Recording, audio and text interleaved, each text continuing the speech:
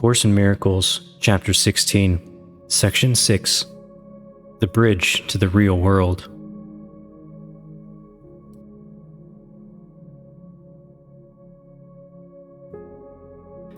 The search for the special relationship is the sign that you equate yourself with the ego and not with God. For the special relationship has value only to the ego. To the ego, unless this relationship has special value, it has no meaning, for it perceives all love as special. Yet, this cannot be natural, for it is unlike the relationship of God and His Son, and all relationships that are unlike this one must be unnatural. For God created love as He would have it be, and gave it as it is. Love has no meaning except as its Creator defined it by His will. It is impossible to define it otherwise and understand it.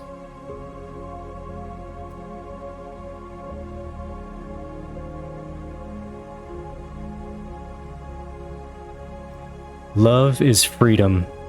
To look for it by placing yourself in bondage is to separate yourself from it. For the love of God no longer seek for union in separation, nor for freedom in bondage. As you release, so will you be released. Forget this not, or love will be unable to find you and comfort you.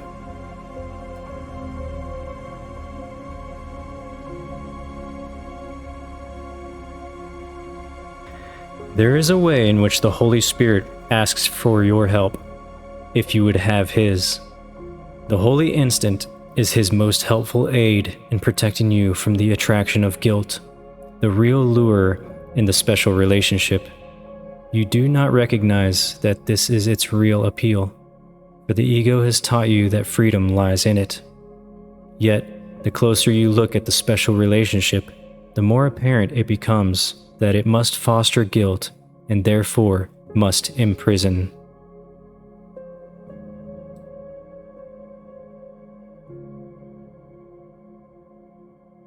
The special relationship is totally meaningless without a body. If you value it, you must also value the body, and what you value, you will keep. The special relationship is a device for limiting yourself to a body, and for limiting your perception of others to theirs. The great rays would establish the total lack of value of the special relationship if they were seen. For in seeing them, the body would disappear because its value would be lost, and so your whole investment in seeing it would be withdrawn from it.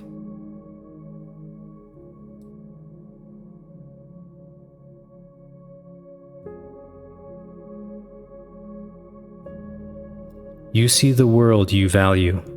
On this side of the bridge, you see the world of separate bodies, seeking to join each other in separate unions and to become one by losing. When two individuals seek to become one, they are trying to decrease their magnitude. Each would deny his power, for the separate union excludes the universe. Far more is left outside than would be taken in, for God is left without, and nothing taken in. If one such union were made in perfect faith, the universe would enter into it. Yet, the special relationship the ego seeks does not include even one whole individual. The ego wants but part of him, and sees only this part and nothing else.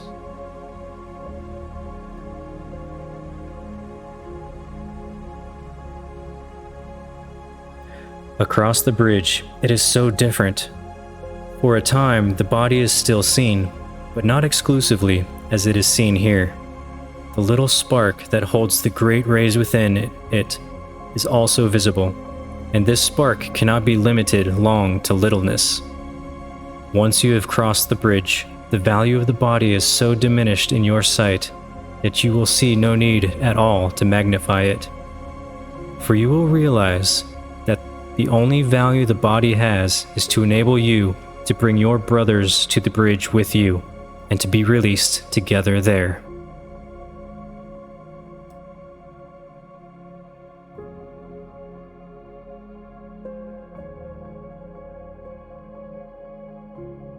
The bridge itself is nothing more than a transition in the perspective of reality. On this side, everything you see is grossly distorted and completely out of perspective.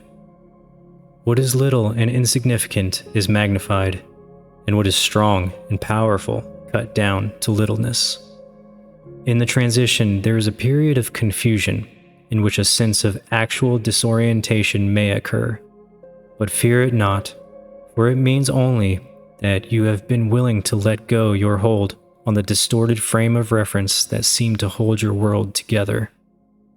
This frame of reference is built around the special relationship. Without this illusion, there could be no meaning you would still seek here.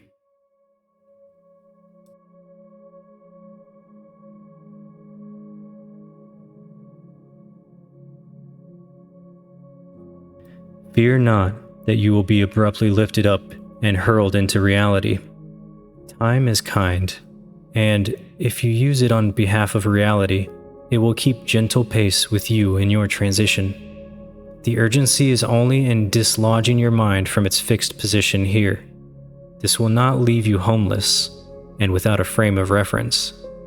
The period of disorientation which precedes the actual transition is far shorter than the time it took to fix your mind so firmly on illusions. Delay will hurt you now more than before, only because you realize it is delay, and that escape from pain is really possible. Find hope and comfort rather than despair in this. You could not long find even the illusion of love in any special relationship here, for you are no longer wholly insane, and you would soon recognize the guilt of self-betrayal for what it is.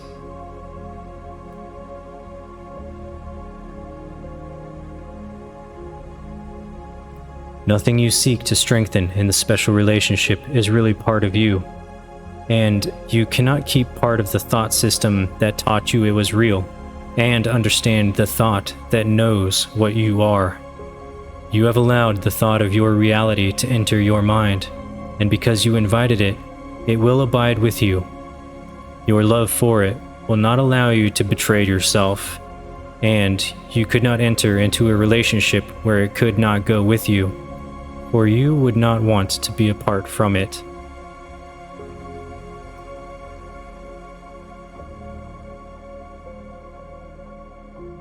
Be glad you have escaped the mockery of salvation the ego offered you, and look not back with longing on the travesty it made of your relationships. Now no one need suffer, for you have come too far to yield to the illusion of the beauty and holiness of guilt.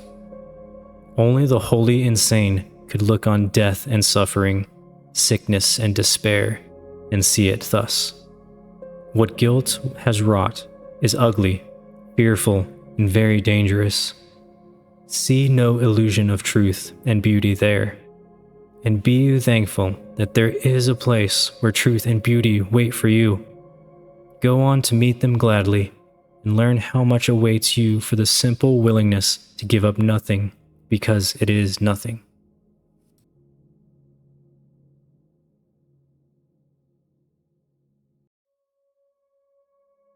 The new perspective you will gain from crossing over will be the understanding of where heaven is.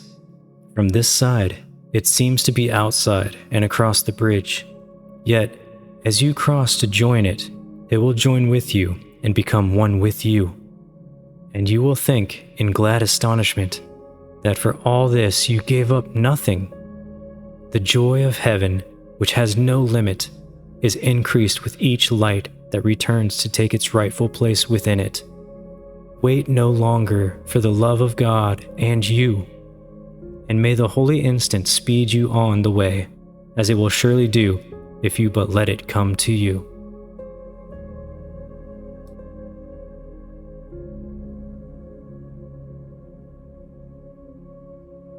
The Holy Spirit asks only this little help of you.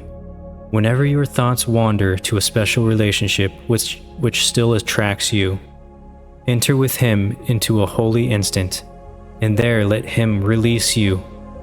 He needs only your willingness to share His perspective to give it to you completely. and your willingness need not be complete because His is perfect. It is His task to atone for your unwillingness by His perfect faith, and it is His faith you share with Him there.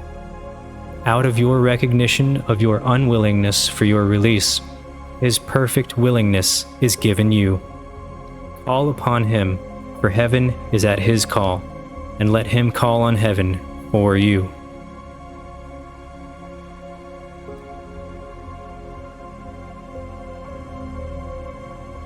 This concludes Section 6.